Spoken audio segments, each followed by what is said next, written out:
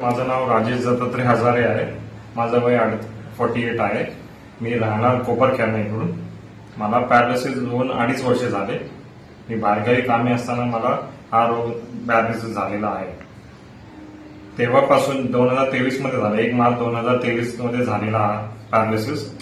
तर त्यानंतर मी डायरेक्ट माझ्या कंपनीने मला केरळमध्ये पाठवलेलं. 1.5 वर्ष मी तिकडे राहिलो, पण मला काही गुण आला नाही. कमीत कमी म्हणजे 5 लाख कंपनीचे गेले. माझं काही खर्च तिथे काही गेलं नाही. राहून खाऊन पण तिकडे होतं. मसाज करून करून माझी तब्येत अजून बिघडली.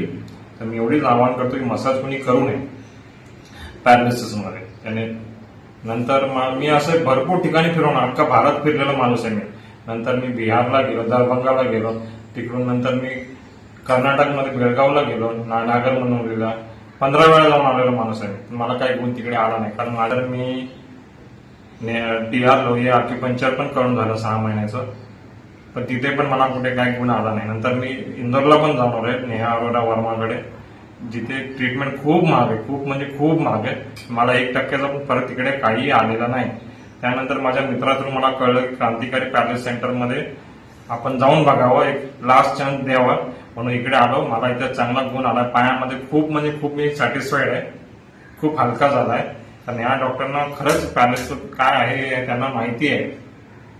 जड पण आहे पॅरालिसिस मध्ये, म्हणून त्यांना याला हलका कसं करायचं त्यांना टेक्निक माहीत पडली. त्यांचं संशोधन झालेलं आहे. तर मला पायामध्ये 100% गुण आलेला आहे, एवढं मी सांगू शकतो. आणि मी आवाहन करतो की ज्यांना कोणाला पॅरालिसिस झालं असेल त्यांनी इथं एकदा येऊन नक्की उपचार घ्यावा.